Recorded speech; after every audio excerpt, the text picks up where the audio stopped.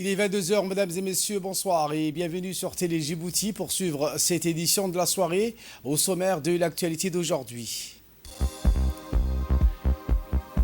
Sous le haut patronage du Premier ministre, M. Abdelkader Kamel Mohamed, s'est ouvert ce matin à Ela Hotel Djibouti Forum, organisé par le Fonds souverain de Djibouti où plus de 300 participants issus des divers horizons ont assisté. Et en Palestine, l'organisation onusienne l'UNRWA met en garde contre l'aggravation d'une crise de famine dans la bande de Gaza. Voilà pour le titre. Merci si vous nous rejoignez sur Télé Djibouti. Et je vous le disais en titre, cette deuxième édition du Forum de Djibouti qui a rassemblé des hauts dirigeants du monde de la finance et des affaires de plus de 50 pays dans la perspective de lancer une nouvelle ère d'investissement en Afrique face à l'évolution rapide de la géopolitique mondiale.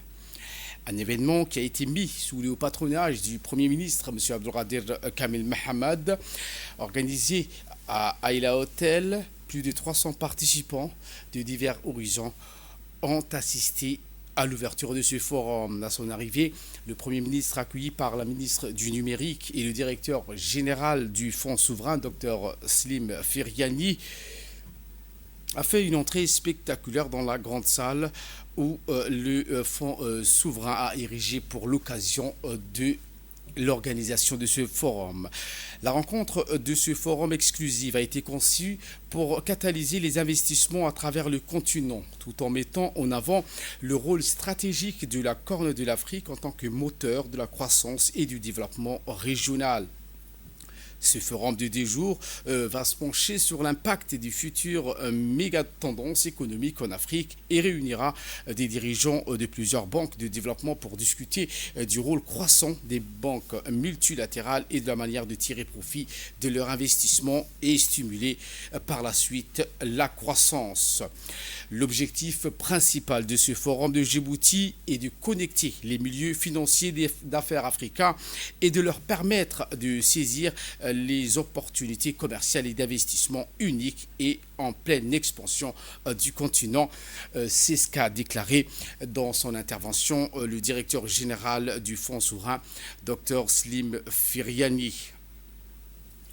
Situé à la croisée de l'Asie, de l'Afrique, du Moyen-Orient et de l'Europe, Djibouti se positionne comme un partenaire stratégique idéal pour favoriser la coopération et stimuler la croissance et le développement de la région grâce au leadership visionnaire du chef de l'État, président de la République, M. Ismaël Marguerite. Ce forum sert de plateforme dynamique pour un dialogue global afin d'aider les dirigeants à relever les enjeux clés susceptibles d'influencer le flux d'investissement. L'événement qui a accueilli des financiers, des gérants de plusieurs pays a vu une forte participation des investisseurs institutionnels et d'organismes de financement, de développement, notamment la Banque arabe pour le développement économique en Afrique, BADEA, la Banque africaine de développement, la Société financière internationale, l'Africa Finance Corporation, le groupe TDB et Afreximbank. Ce forum qui a réuni plus de 400 délégués du haut niveau, tant internationaux que régionaux, favorise les discussions enrichissantes et les collaborations fructueuses entre les différentes entités.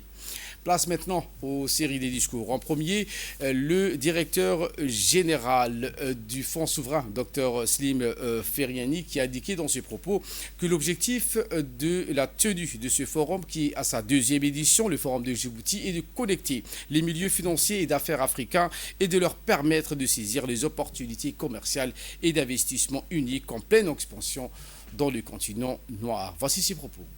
Excellence, Monsieur le Premier ministre, c'est un grand honneur et un immense privilège pour l'équipe du Fonds souverain de Djibouti, qui est un peu partout, et j'espère que vous aurez l'occasion de les rencontrer. C'est un privilège pour l'équipe, un honneur et un privilège pour l'équipe du Fonds souverain de Djibouti, et pour moi-même, et pour l'audience présente aujourd'hui, que de vous avoir parmi nous pour présider cette cérémonie d'ouverture de la 2e édition de Djibouti Forum, sous le thème « Déceler les opportunités de croissance régionale et mondiale ». Et bien évidemment, le numérique et l'innovation et le rôle de la femme sont au cœur de cela. Votre présence est pour nous un signe d'attachement à l'institution qui a été missionnée pour prendre activement part au processus de développement socio-économique du pays. L'occasion m'est ainsi offerte pour vous exprimer toute nos gratitudes et notre respect pour cet engagement. Et ça me rappelle l'inauguration du crowdfunding inclusif il y a 2 ans. Le temps passe vite. Je voulais aussi remercier son Excellence, Monsieur le Président de la République, Fakhamath Saïd Raïs al-Jumhouria. C'est un grand honneur et un immense privilège d'avoir sous son haut patronage cette 2e édition de Djibouti Forum qu'il a encouragée depuis l'année dernière. Si nous sommes là, c'est grâce à la vision de son Excellence, Monsieur le Président de la République, Haji Ismail Omar Guelleh. Un homme remarquable, un leader, visionnaire, un stratège, intègre et généreux, et, osons le dire, un type de leadership dont le monde a grandement besoin aujourd'hui. Quelques chiffres clés du Djibouti Forum. L'année dernière, nous avons accueilli environ 400 participants, dont 100 venus d'étrangers. De plus de 50 nationalités, 46 intervenants de haut niveau, 18 médias internationaux et un total de 280 institutions, avec un actif combiné de 2500 milliards de dollars, il y a beaucoup de zéros dans ça, et nous sommes heureux d'annoncer que l'édition de cette année devrait éclipser l'édition inaugurale. C'est pour vous dire, et nous en sommes très fiers et reconnaissants. Si Djibouti se bat à un niveau très haut et exerce une influence disproportionnée par rapport à sa taille, tout en étant une grande nation, c'est pour une raison très simple, la solidarité et le soutien. La solidarité et le soutien, ce sont 2 mots-clés que nous témoignons les uns aux autres. C'est un travail d'équipe associé à un travail acharné et à la persévérance. Et bien sûr, une diplomatie de haut niveau qui a permis à notre candidat, son Excellence, M. Mahmoud Ali Youssef, notre frère, d'être élu à la présidence au plus haut niveau. Donc aujourd'hui, dans un monde de plus en plus fragmenté, la solidarité, la persévérance et l'esprit de collaboration seront les clés de notre succès à Djibouti et en Afrique. Prenons la parole également, la ministre du Numérique, Mme Mariam Hamadou, s'est exprimée en ces termes. C'est un honneur et un privilège d'être ici avec vous aujourd'hui pour l'ouverture du Forum de Djibouti 2025. Permettez-moi tout d'abord de rendre hommage à son Excellence, Monsieur le Président de la République, dont la vision stratégique, la constance et l'engagement en faveur de la modernisation de notre pays inspirent profondément notre action. Sous son impulsion, Djibouti a pu se positionner comme un acteur régional incontournable et a amorcé avec méthode et détermination une transformation numérique progressive, adaptée aux priorités nationales. Ainsi, Djibouti a embrassé avec audace le XXIe siècle en investissant dans des infrastructures de classe mondiale et en consolidant sa stabilité. Je tiens également à remercier chaleureusement Dr Slim Friani pour son engagement exemplaire et son dévouement continu qui ont permis à ce forum de se concrétiser avec tant de succès. Monsieur le Premier ministre, Mesdames et Messieurs, en tant que ministre en charge de l'économie numérique, j'ai la conviction profonde que Djibouti est à la hauteur des villes numériques mondiales telles que Marseille, Singapour, et nous sommes déterminés à devenir le centre régional de l'innovation numérique et de la connectivité des données. Cette ambition, nous l'avons traduite à travers la stratégie Djibouti Smart Nation, une feuille de route ambitieuse et inclusive, constituant les socles sur lesquels nous bâtissons aujourd'hui un avenir plus connecté, plus résilient et plus prospère pour la jeunesse. L'année dernière, nous avons franchi des étapes majeures. Après avoir connecté la partie sud du territoire, des investissements importants ont été engagés pour la connectivité de la région du Nord en haut débit, augmentant ainsi le taux de couverture nationale.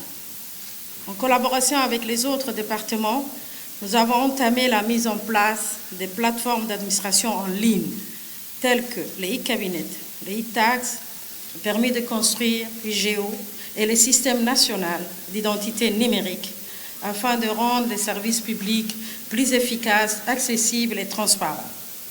Le lancement de la stratégie de cybersécurité a marqué une avancée déterminante pour garantir la protection des données et renforcer la confiance numérique. Ainsi, Djibouti a ratifié la Convention de Malabo. Le Startup Act, une première dans la région, offrant un cadre juridique sécurisée pour nos innovateurs constitue un levier d'une économie numérique solide. Prenons la parole en dernier. Le Premier ministre, M. Abdelkader Kamel Mahadi, s'est exprimé également. Voici ses propos. Le forum n'est pas seulement l'occasion de mettre en valeur notre pays, c'est une plateforme pour réfléchir avec audace à l'avenir de l'Afrique, au partenariat que nous devons forger pour le réaliser. Le thème de ce forum est très intéressant et propice, je cite, « Libérer les opportunités de croissance régionale et mondiale ». Aujourd'hui, il n'est pas indéniable que nous évoluons dans un monde en mutation rapide où les certitudes d'hier ne sont plus garanties et où de nombreux pays se replient sur eux-mêmes. À Djibouti, nous sommes fiers de notre stabilité et de notre capacité à nous adapter au changement. Nous sommes conscients de l'impératif d'une plus grande autonomie pour le continent africain. La présidence de la Commission de l'Union africaine confiée à Djibouti y apportera sans aucun doute une dynamique nouvelle. L'accession de Djibouti à ce prestigieux poste est aussi le signe que dans le monde d'aujourd'hui, l'influence n'est pas déterminée par la taille, mais par les valeurs, la stabilité et la capacité à contribuer de manière significative à la paix et au développement. Mesdames et messieurs, Djibouti est prête à jouer son rôle en mettant à disposition son hub logistique stratégique et un accès à une énergie propre et abordable afin de bâtir des industries capables de servir non seulement le continent africain, mais aussi nos partenaires historiques du monde arabe avec lesquels nous entretenons des relations solides et durables. Vous serez sûrement de mon avis quand j'annonce que la première et la plus urgente des priorités pour l'Afrique est la paix et la sécurité. Sans elles, nos rêves de prospérité resteront hors de portée. À Djibouti, nous avons toujours cru en la diplomatie, non pas comme un slogan, mais comme un outil pratique de résolution de conflits. Nous avons travaillé dur pour faire de notre pays une plateforme de dialogue dans la Corne de l'Afrique et au-delà. Comme je l'ai dit déjà, il est impossible de réussir l'intégration économique sans établir d'abord une paix durable. C'est pourquoi nous continuerons à soutenir la stabilité régionale, à jouer notre rôle dans la résolution pacifique des crises. Mesdames et messieurs, le deuxième pilier de notre stratégie est la stabilité économique, malgré de nombreux défis auxquels notre région a été confrontée, conflits, pandémies, hausse des prix mondiaux. Djibouti a su faire preuve de résilience. Nous avons maintenu l'équilibre macroéconomique et l'inflation sous contrôle. Notre monnaie indexée sur le dollar américain depuis 1949 offre aux investisseurs un degré de stabilité rare en Afrique. La Banque centrale continue de surveiller de près la situation de notre gouvernement et notre gouvernement a donné la priorité à une gestion prudente de la dette, à la diversification des sources de financement et à un environnement favorable au secteur privé. Malgré les pressions budgétaires, nous continuons à investir dans notre population, dans l'énergie, dans les infrastructures et dans un avenir bâti sur des bases solides.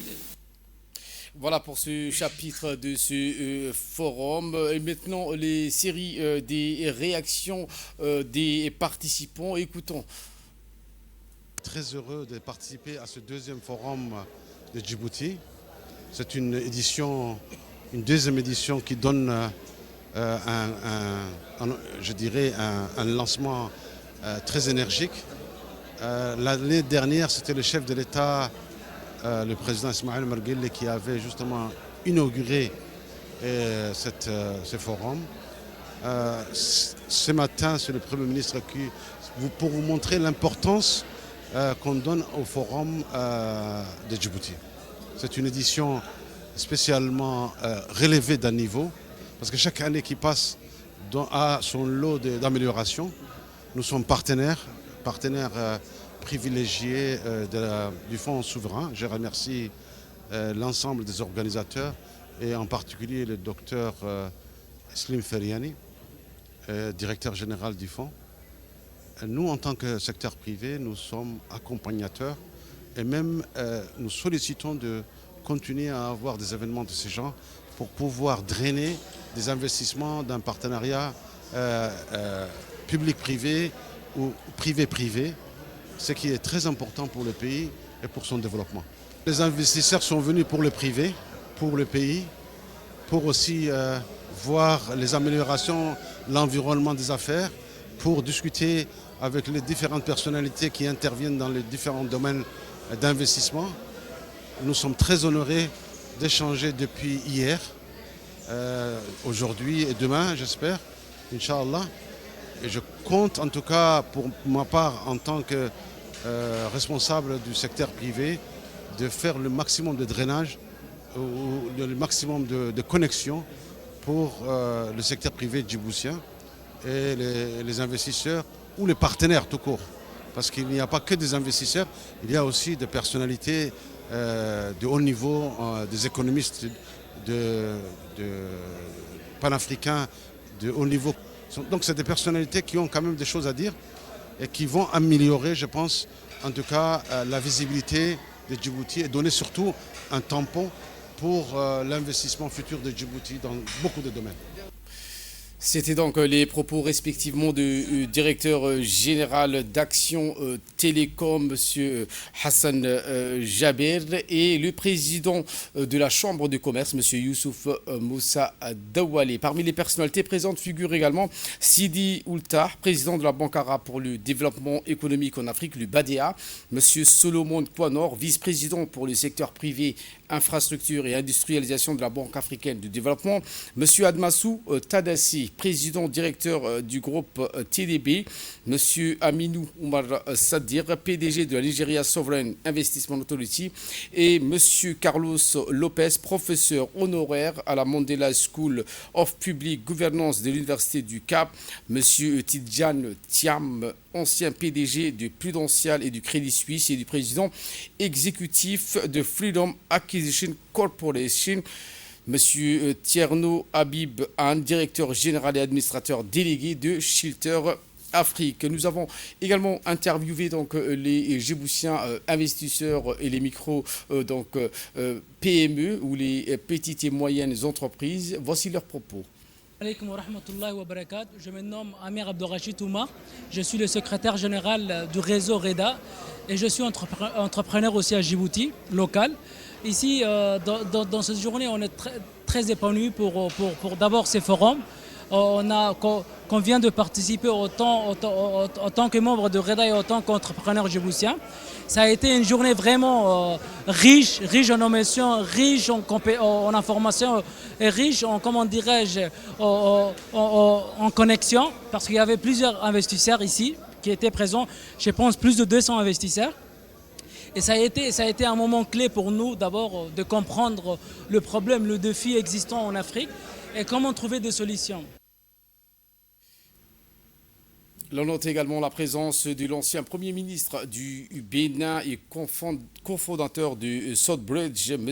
Lionel Zinsou. Également dans l'actualité, cette visite de travail de l'ancien vice-président de la République de Zambie à Djibouti, où le Premier ministre, M. Abdelkader Kamel Mohamed, l'a reçu en audience. Dans son bureau, il était à la tête d'une importante délégation. Au cœur de cette mission diplomatique, la transmission d'un message officiel du président zambien à l'intention des plus hautes autorités du Djibouti. Ce message sollicite le soutien du gouvernement djiboutien à la candidature de Dr Samuel Mukenke Maebo à la présidence de la Banque africaine pour le développement, la BAD, lors du vote à Abidjan prévu pour le 29 mai prochain. Une cérémonie de clôture de la quinzaine nationale de la lecture et des mathématiques, ou sous le haut patronage du ministre de l'Éducation nationale et de la formation professionnelle, M. Moustapha Mahmoud Mahmoud. Un événement, c'est la cérémonie de clôture de la quinzaine nationale de la lecture des mathématiques c'est ouvert à l'Escale Hôtel. La clôture c'est événement où les élèves des établissements ont participé, présenté avec enthousiasme leurs compétences mathématiques à travers des expositions et démonstrations captivantes mettant en valeur leur savoir-faire et leur créativité.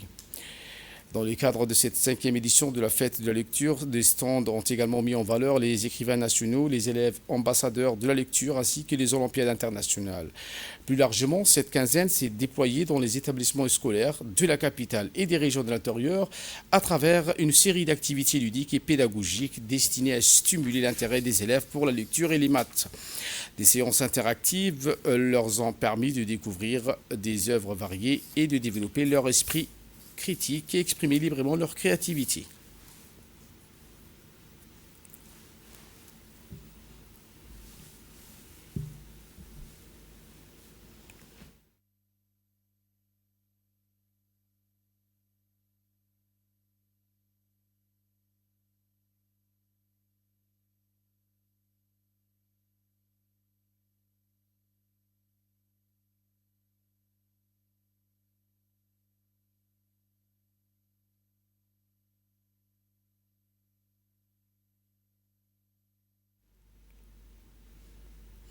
Visite peu après donc des officiels, notamment le ministre de l'Éducation, accompagné de monsieur le ministre de l'Enseignement supérieur et de la Recherche, Dr Nabil, le ministre de l'Environnement et du Développement durable, le ministre de la Décentralisation, le vice-président de l'Assemblée nationale, ainsi que de nombreux partenaires de l'éducation.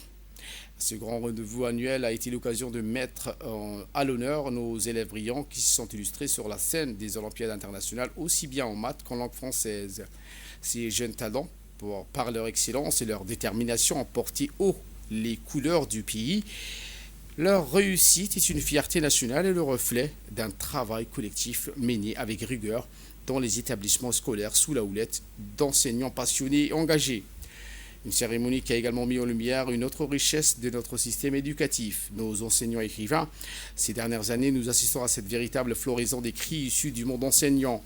De plus en plus d'enseignants ou des hauts cadres ayant un parcours dans l'éducation se lancent dans l'écriture, apportant leur voix singulière à notre patrimoine littéraire, rien que cette année, 2 romans et un recueil de nouvelles ont été publiés par des enseignants djiboutiens, témoignant de cette dynamique culturelle féconde.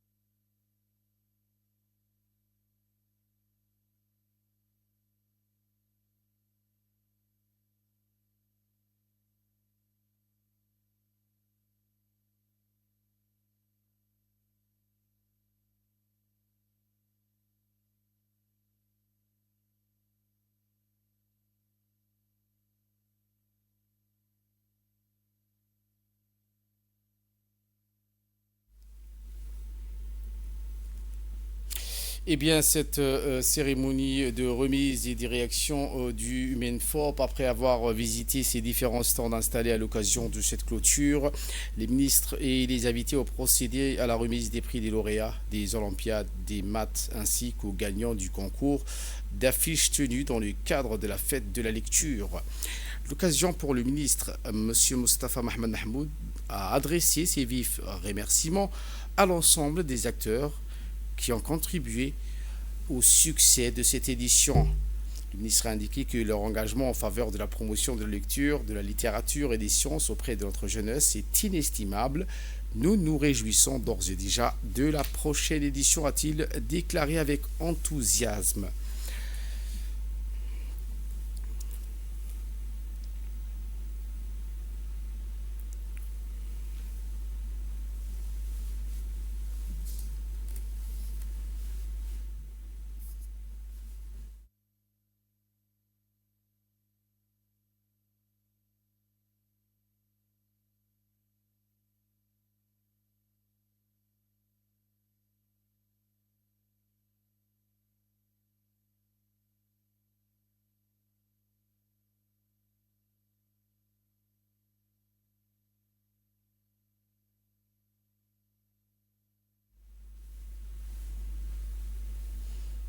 Nécrologie avec la disparition d'un membre éminent de la radio-télévision de Djibouti. C'est avec beaucoup de tristesse et de chagrin que nous avons appris le décès de Ibrahim Abdi Omar, membre émérite du personnel de la radio-télévision de Djibouti. Le regretté Ibrahim Abdi Omar a laissé le souvenir d'un professionnel dévoué, animé d'un profond sens du service public et d'une grande intégrité. Son abnégation au service de l'audiovisuel djiboutien leur force le respect et restera gravé dans les mémoires de celles et ceux qui l'ont connu en cette douloureuse circonstance. Le ministère de la communication chargé des postes et de télécommunications, la direction général de la radio-télévision de Djibouti et l'ensemble des personnels de la presse expriment leurs condoléances les plus attristées à la famille, en particulier au chef de l'État ainsi qu'à l'ensemble de ses proches. Nous prions le Tout-Puissant de l'accueillir dans son paradis éternel. Inna lillahi wa inna ilayhi raji'un. Et cette délégation de la Banque africaine de développement qui ont visité l'université du Djibouti dans le cadre de leur mission respective menée par le docteur Khaled Fouad Cherif, qui a marqué donc une étape significative aujourd'hui en se rendant à l'université du Djibouti.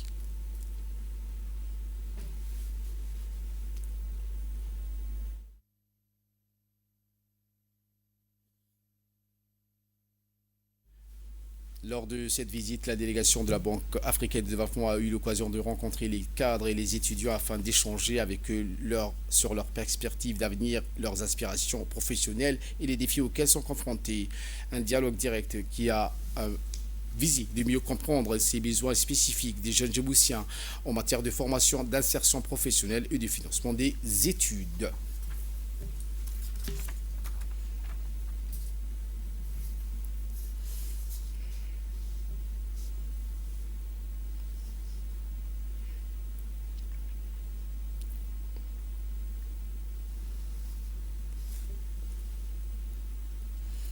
Le représentant de la Banque africaine pour le développement, Dr Khaled Cherif, a mis en avant dans ses propos les missions fondamentales de son institution.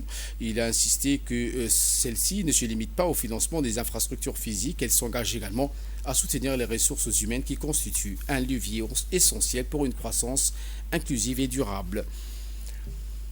Et pour sa part, Dr Ibrahim, qui a pris également la parole pour exprimer l'honneur ressenti par la faculté d'ingénierie de l'université de Djibouti à l'occasion de la visite de Dr Khaled Cherif, une personnalité respectée pour son expertise et son engagement en matière de développement économique et de partenariat. Dr Ibrahim a indiqué que cette mission permettra de renforcer les liens entre l'université de Djibouti et ses partenaires nationaux et internationaux. En bref, et en image où l'Union interparlementaire a ouvert les travaux de sa 150e assemblée de Tashkent en Ouzbékistan. Depuis le 4 avril, une délégation parlementaire conduite par la députée Nima Abdelhan est composée des honorables Abdallah Mohamed Roufa, Elmi Mahabou Aïs, Hassan Adan Guedi. Ces éminents honorables des députés ont pris part aux différentes activités de cette institution parlementaire internationale. Ce matin, le général de corps d'armée Zakaria Cheikh Ibrahim, chef d'état-major général des armées, s'est rendu à l'école militaire président Gouled de Holhol pour une visite officielle consacrée aux nouvelles recrues actuellement engagées dans la formation élémentaire toute arme FETA.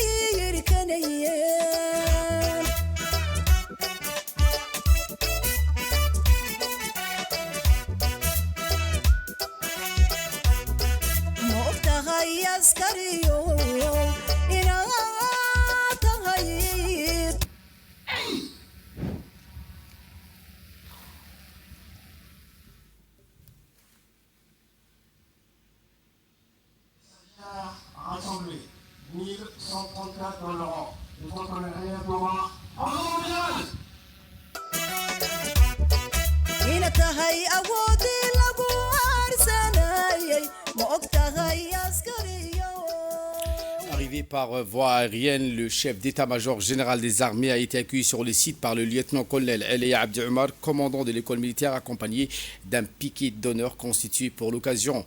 Le général a ensuite passé en revue un impressionnant dispositif de prise d'armes composé de 1064 jeunes recrues, dont 128 femmes encadrées par 70 militaires instructeurs. Ces jeunes Djiboutiens, hier encore civils et pour nombre d'entre eux en situation de précarité ou de chômage, sont aujourd'hui pleinement engagés dans une formation qui leur offre l'opportunité de servir la nation sous le drapeau.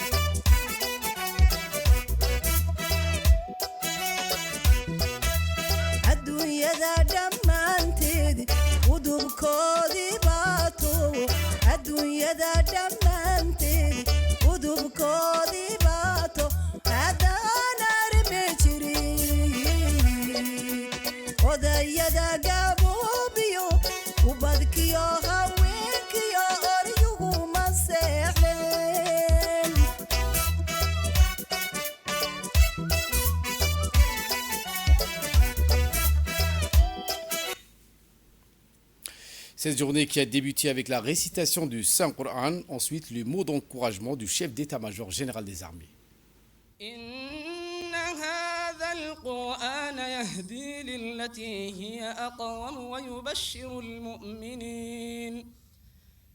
ويبشر المؤمنين الذين يعملون الصالحات أن لهم أجرا كبيرا وأن الذين لا يؤمنون بالآخرة أعتدنا لهم عذابا أليما ويدعو الإنسان بالشر دعاءه بالخير وكان الإنسان عجولا صدق الله العظيم.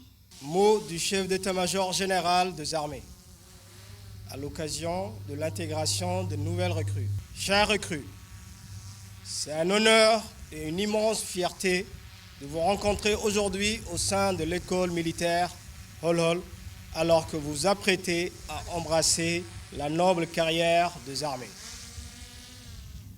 Vous êtes un effectif de 1064 stagiaires djiboutiens, dont 128 filles, issues de toutes les régions de notre pays, mais rassemblées pour une même vocation. Servir la nation avec courage, défendre ses valeurs sacrées et rejoindre la grande famille de l'armée djiboutienne. Votre arrivée ici marque bien plus qu'une simple étape administrative. C'est le point de départ d'une profonde transformation. Vous êtes arrivé en civil, vous repartirez en soldat. Le stage de formation élémentaire, toute arme, appelé FETA, que vous entreprenez est une épreuve exigeante, mais essentielle.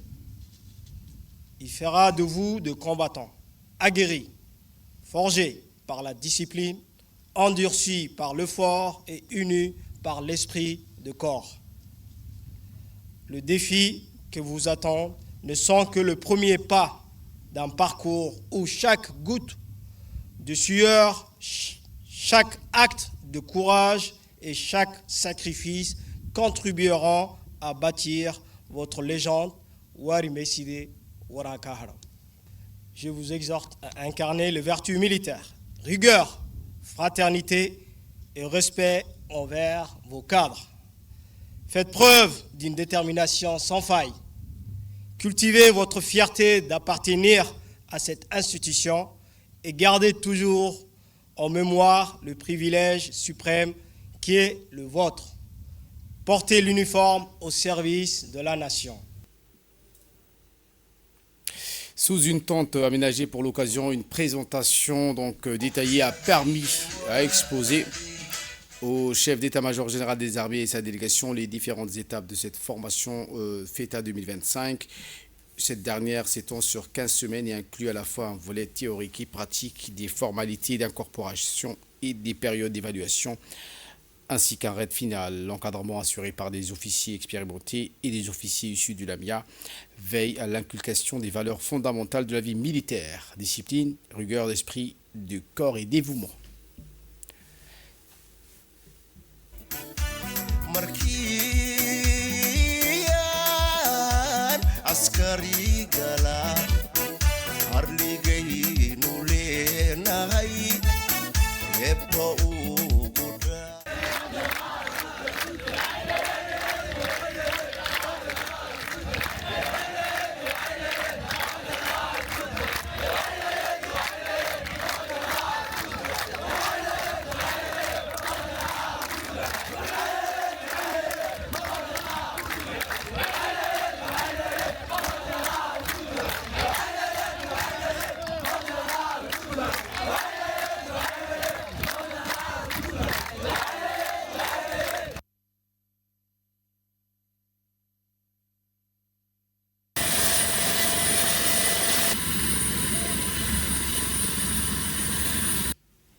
Et en nouvelle du monde, je vous le disais en titre, l'UNRWA met en garde contre l'aggravation de la crise humanitaire à Gaza du fait du blocus imposé par Israël.